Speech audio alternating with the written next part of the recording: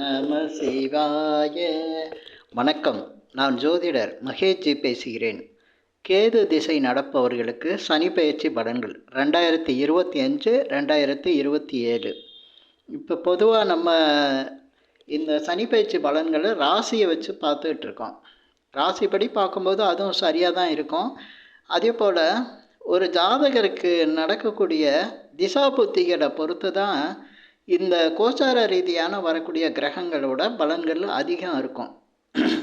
பொதுவாக பார்த்திங்கன்னா சனி பயிற்சி, ராகு கேது பயிற்சி, குரு பயிற்சி இதெல்லாம் இந்த மாதிரி பயிற்சி ஆகும்போது ஜாதகம் பார்க்கணுன்னு எல்லாருக்கும் தோணும். ஜாதகத்தை பற்றி அதிகம் பேசுவாங்க. காரணம் என்னென்னா, இந்த ராகு கேது பயிற்சி, குரு பயிற்சி, சனி பயிற்சிலாம் ஒரு பெரிய மாற்றத்தை வாழ்க்கையில் உண்டாக்குது. ஒவ்வொரு ஜாதகரும் இந்த ராகு கேது பயிற்சி, சனி பயிற்சி, குரு பயிற்சியை அதிகம் கவனிக்கிறதுக்கு காரணம் அவங்க வாழ்க்கையில் மிகப்பெரிய மாற்றங்களை உருவாக்கக்கூடிய நிலையை இந்த பயிற்சிகள் உண்டாக்குது. இதே போல் மற்ற மாத கிரகங்களும் இதே மாதிரி உருவாக்கும். ஆனால் இதோட உண்மை தன்மை எப்படி வெளிப்படும்னா, அப்போது அந்த ஜாதகருக்கு எந்த கிரகத்தோட திசை நடக்குதோ அந்த திசையை பொறுத்து தான் அந்த ஜாதகருக்கு இந்த கோச்சார ரீதியாக வரக்கூடிய சனி பயிற்சியோ, குரு பயிற்சியோ, ராகு கேது பயிற்சியோ, மற்ற பயிற்சிகளோ உங்களுக்கு பலன்களை சரியாக கொடுக்கும். அதனால் ஒவ்வொரு கிரகத்தின் தன்மைகளும் வேறு வேறையாக இருக்கிறதுனால இந்த பதிவில் நான் கேது திசை நடப்பவங்களுக்கு சனி பயிற்சி காலத்தில் பாதிப்பான நிலையில் இப்போ அஷ்டம சனியோ 7 சனியோ நடந்தால் எப்படி இருக்கும், அப்படி இல்லாமல் இருந்தால் எப்படி இந்த பலன்கள் நடக்கும் அப்படிங்கிறத இதில் சொல்லியிருக்கேன். ஒவ்வொரு ஜாதகரும் நிறைய பயப்படுறாங்க. இப்போ அஷ்டம சனி ஆரம்பிச்சிருச்சு, 7 சனி ஆரம்பிச்சிருச்சு அப்படின்னா பயப்படுறாங்க. அதே சமயத்தில் 7 சனி முடிஞ்சிருச்சு, அஷ்டம சனி முடிஞ்சிருச்சுன்னு அதுக்காகவும் பலன்கள் சரியாக இனி நல்லதாக நடக்கும் அப்படின்னு யோசிக்கிறாங்க. பொதுவாக ஒருத்தருக்கு என்ன திசை நடக்குது, ஜாதகப்படி என்ன திசை நடக்குதுங்கிறத பார்க்கணும். அதை வச்சு தான் பலன்களை நம்ம சரியாக கணிக்க முடியும். இப்போ இந்த பதிவில் நான் கேது திசையை பற்றி சொல்கிறேன். கேது திசைங்கிறது பொதுவாக கேது திசைனாவே எல்லோரும் பயப்படுவாங்க. இருக்கிறதுலே கேது திசை ரொம்ப கஷ்டத்தை கொடுக்கும், தொழில் இல்லாமல் போகும், வேலை இல்லாமல் போயிடும், வருமானம் இல்லாமல் இருக்கும், அதிக அளவு பிரச்சனைகளை கொடுக்கக்கூடியது, உறவுகளை பிரிக்கக்கூடியது, கஷ்டங்கள் அதிகம் இருக்கும் அப்படின்னு நினச்சிட்ருப்பாங்க. அது எல்லாருக்கும் அந்த மாதிரி அமைஞ்சிடறதில்ல. கேது பகவான் ஜாதகத்தில் எந்த நிலையில் இருக்காரோ அதே போல் கேதுவின் காரகத்தில் வாழ்க்கை நிலை அமைச்சுக்கிட்டவங்களுக்கும் அது பாதிப்பு அதிகம் கொடுக்கறது இல்லை. இப்போ கேது திசை நடத்துகிறாருன்னா அந்த நேரத்தில் அஷ்டம சனியோ 7 சனியோ வந்தால் நிச்சயமாக பாதிப்பு இருக்க தான் செய்யும். ஏன்னா கேதுவின் தன்மைக்கும் இந்த சனி பகவான் தன்மைக்கும் நேர் எதிராக இருக்கும். பொதுவாக ஒரு ஜாதகம் பார்க்கும்போது ஜாதகத்தில் சனி கேது இணைவு இருந்தாலே அவங்களுக்கு வேலை சரியாக இருக்காது, தொழில் சரியாக அமையாது. அதே போல் செய்கிற தொழிலையும் ஒழுங்காக செய்ய முடியாமல் தடை ஏற்படும். வேலைக்கு போனாலும் சரியாக வேலையில் இருக்க முடியாது, வேலை கஷ்டமாக இருக்கும். சில பேர் இந்த வெளிநாட்டு வேலைக்கு போனவங்களுக்கு கொஞ்சம் சரியாக இருக்குது, அங்கே கூட பிரச்சனையாக ஒரு கஷ்டமான சூழ்நிலையில் இருக்காங்க. அதே போல் கேதுவோட தன்மையில் இருக்க வேலையை செய்யக்கூடியவங்களுக்கு இந்த வேலை கொஞ்சம் பலன்கள் நல்ல பலன்களாகவும் கொடுக்குது, அதே சமயத்தில் பாதிப்புகளும் அதிகம் இருக்க மாட்டேங்குது. இப்போ கேது திசை ஒருத்தருக்கு நடந்துட்டு நேரத்தில் அஷ்டம சனி அல்லது 7 சனி வந்துடுச்சுன்னா எப்படின்னா தொழிலை தான் முதல்ல பாதிக்கும். ஏற்கனவே தொழில் பாதிக்கிற மாதிரி இருந்திருக்கும், அந்த தொழில் இந்த நேரத்தில் பாதிக்கும். சில பேருக்கு வேலையில் பிரச்சனை உண்டாகும், வேலை பாதிப்பு உண்டாகும். இப்போ வேலை பாதிச்சுனாவே மற்ற பிரச்சனைகள் உருவாயிடும். வருமானம் கஷ்டம், வருமானம் தடைப்படும், வருமானம் இல்லாமல் போகும்.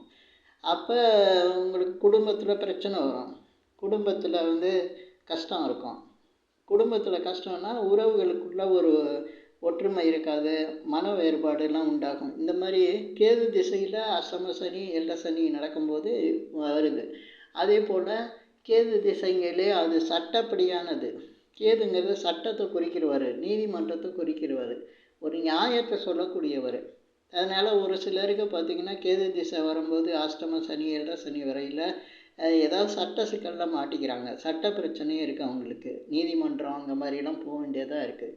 அதனால் இந்த நேரங்களில் இது நடக்குது, கேது திசையில் இந்த மாதிரி இந்த நேரத்தில் இருக்குன்னா அதை எப்படி சரியாக அதை எப்படி நம்ம அதுக்கு அதை எப்படி சமாளிக்கக்கூடிய தன்மையில் நடந்துக்கணும் அப்படிங்கிறத தெரிஞ்சுக்கிறது தான் நம்ம வந்து இந்த மாதிரி பதிவுகளில் சொல்லும்போது இந்த நேரத்தில் இது நடக்கும் அப்படிங்கிறத புரிஞ்சுக்கணும். அதை எப்படி கையாளுறதுங்கிறது அந்த ஜாதகரை பொறுத்து இருக்குது.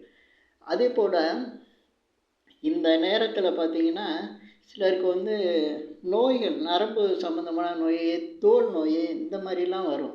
அதே போல் கடன் பிரச்சனை கண்டிப்பாக வரும். ஏன்னா தொழில் வியாபாரம் பாதிக்கப்படும் போது கடன் பிரச்சனைகள் அதிகம் இருக்கும். இதே சமயத்தில் பார்க்கும்போது ஒருத்தருக்கு கேது திசை நடந்து அதில் அஷ்டம சனி, ஏழரை சனி வராத நேரங்களில் கேது பகவான் அவ்வளவு பாதிப்புகளை கொடுக்கறது இல்லை. பொதுவாக கோச்சார கிரகங்கள் வந்து பாதிப்பை கொடுக்குது அப்படின்னா அந்த இப்போ இந்த ஏழரை சனி காலத்துலேயோ அஷ்டம சனி காலத்துலேயோ சனி பகவான் வந்து அதிக பாதிப்புகளை கொடுக்குறாரு.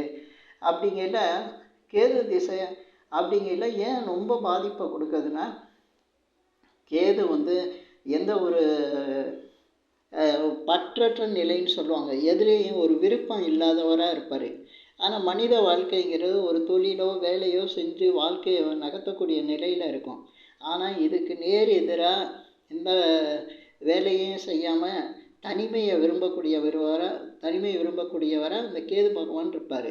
அதனால தான் பெரும்பாலும் பார்த்திங்கன்னா கேது திசை நடந்துகிட்டு இருக்கும்போது அஷ்டம சனி இந்த மாதிரி ஏழரை சனி காலங்கள்லாம் அவங்களுக்கு ஒரு வேலையில் தொழிலில் ஒரு விருப்பம் இல்லாமல், இல்லை வேலை தொழிலில் வந்து கஷ்டங்களை கொடுத்து அந்த நேரத்தில் வந்து செய்யக்கூடிய தொழிலையோ அல்லது வேலையையோ கொஞ்ச காலம் வந்து நிறுத்தி வைக்கிற மாதிரி கூட வந்துடுது.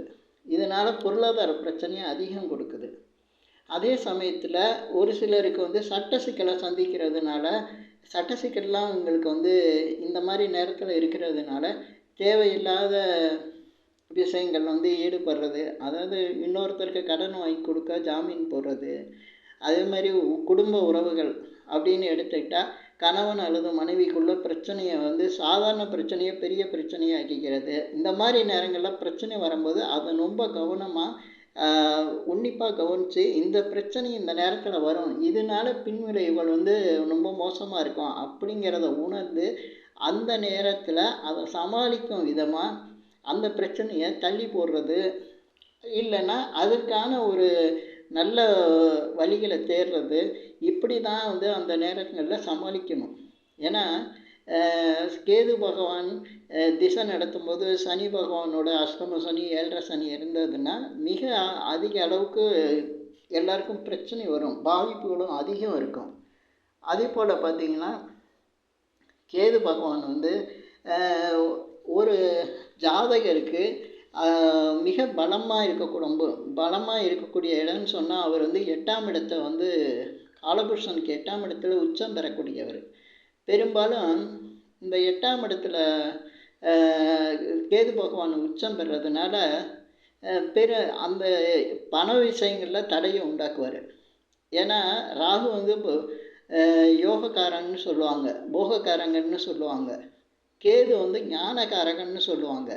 அதனால் எந்தவித சுகபோகங்களையும் அனுபவிக்க விடாமல் அந்த நேரத்தில் தடுக்கக்கூடிய சக்தி வந்து கேது பகவானுக்கு இருக்கும். அது தனது பகை கிரகம் வந்து கோச்சார ரீதியாக பலமாக சாதகம் இல்லாத நிலையில் இருக்கும்போது சனி பகவான் வந்து கோச்சார ரீதியாக ஏழரை சனியோ அஷ்டம சனியோ நடத்துதுன்னா மிகப்பெரிய அளவுக்கு ஒரு விரக்தியையும் அதே போல் மனசுலையும் சரி, மற்ற உடல்நிலை பாதிப்பும் சரி, அதே போல் தொழில் வியாபாரத்துலேயும் சரி ஒரு மிகப்பெரிய அளவுக்கு ஒரு கஷ்டத்தை கொடுத்துருது.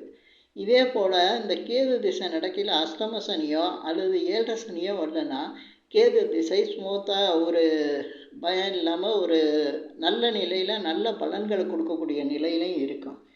பொதுவாக ஆன்மீகம் சம்மந்தப்பட்ட விஷயங்களில் இந்த கேது திசை நடக்கும்போது சனி பகவான் இந்த 7.5 சனியாக அஷ்டம சனியாக நடத்தினா எந்த தெய்வத்தை கும்பிட்டா இவங்களுக்கு மிக நல்ல பலன்கள் உண்டாகுமோ அந்த மாதிரி தெய்வங்களை சுய ஜாதகத்தை பார்த்து அந்த தெய்வங்களை போய் வணங்கிட்டு வர்றது, வழிபாடு செய்கிறது இந்த கேது திசையில் அஷ்டம சனியோ அல்லது 7.5 சனியோ நடக்கிறவங்களுக்கு சிறப்பான பலன்களை கொடுக்கும். அதே போல் கேது பகவான் முகமற்றவர். ஏன்னா அவருக்கு வால் பகுதியை உடையவர். ராகு தான் முகம் உள்ளவர். அதனால் முகமற்ற தெய்வங்கள் இப்போ வராகி அம்பாள், அதே போல் விநாயகர், அதே போல் சரபேஸ்வரர், அதே போல் இந்த மாதிரி முகம் மாறி இருக்கக்கூடிய தெய்வங்களை வணங்கும்போது மிக அதிக அளவு நன்மையான பலன்களை கொடுக்கும். இதில் ஆஞ்சநேயர், அதே போல் நரசிம்மர், இந்த தெய்வங்களையும் சேர்த்துக்கலாம். இந்த மாதிரி தெய்வங்களை உங்கள் சுய ஜாதகத்துக்கு எந்த மாதிரி தெய்வங்கள் சரியாக வருமோ அந்த மாதிரி தெய்வங்களை வணங்கும்போது உங்களுடைய பிரச்சனைகளில் நீங்கள் விடுபடக்கூடிய சூழ்நிலை இருக்கும். அதே சமயத்தில் பாதிப்புகளும் அதிகம் இருக்காது. இந்த மாதிரி ஆன்மீக தொழில், ஆன்மீகம் சம்மந்தப்பட்டவங்களுக்கு இது அதிக பாதிப்பை தர்றதில்லை. ஆனால் ஆன்மீக தொழில் அப்படிங்கிறதுல அதில் நியாயமான தொழிலாக செஞ்சுக்கிட்டு இருக்கவங்களுக்கு அதிக பாதிப்பை தர்றதில்லை. சில பேர் சுகபோகங்களில் இருக்கிற சாமியார்களெல்லாம் பார்த்துருப்பீங்க. அவங்களுக்கெல்லாம் இந்த மாதிரி கேது திசை அதில் அஷ்டம சனி அல்லது 7.5 சனி வந்தால் மிகப்பெரிய பாதிப்பை கொடுத்து அவங்களுக்கு அவமானத்தெல்லாம் கொடுத்துரும், மிகப்பெரிய பின்னடைவை கொடுத்துரும். அதுதான் பெரிய பெரிய சாமியார்கள் இந்த மாதிரி பாதிக்கப்படுறதுக்கான காரணம். இதே போல் சாதாரண உள்ள ஒரு ஜாதகரும் ஆன்மீக விஷயங்களை செஞ்சுக்கிட்டு அதில் நியாயம் இல்லாமல் சுகபோகங்களாக பண்ணிக்கிட்டு இருந்தால் அவங்களுக்கும் இந்த கேது திசை நடந்து அஷ்டம சனி 7.5 சனி நடக்கையில் மிகப்பெரிய அளவுக்கு பாதிப்புகளை கொடுத்துரும். இப்போ இந்த பதிவில் நான் சொல்லியிருக்கிற விஷயங்கள் கேது திசை நடந்து அதில் சனி பயிற்சி, இப்போ நடக்க போகிற சனி பயிற்சியில் அஷ்டம சனியோ அல்லது 7.5 சனியோ இந்த மாதிரி பாதிப்புகள் இருக்குன்னு சொல்லியிருக்கேன். அதே சமயத்தில் கேது திசை நடந்து அஷ்டம சனி அல்லது 7.5 சனியிலேருந்து விடுபடுறவங்களுக்கு மிகப்பெரிய அளவுக்கு யோகங்களும் உண்டாகும். இந்த பதிவில் நான் சொல்லியிருக்கிற விஷயங்கள் உங்களுக்கு பிடிச்சிருந்தா ஷேர் பண்ணுங்கள், லைக் பண்ணுங்கள். அதே போல் இந்த சேனலுக்கு சப்ஸ்கிரைப் பண்ணுங்கள். என்கிட்ட ஜாதகம் பார்க்குறவங்க மட்டும் கீழே இருக்க என் நம்பருக்கு கால் பண்ணுங்கள். நன்றி, வணக்கம்.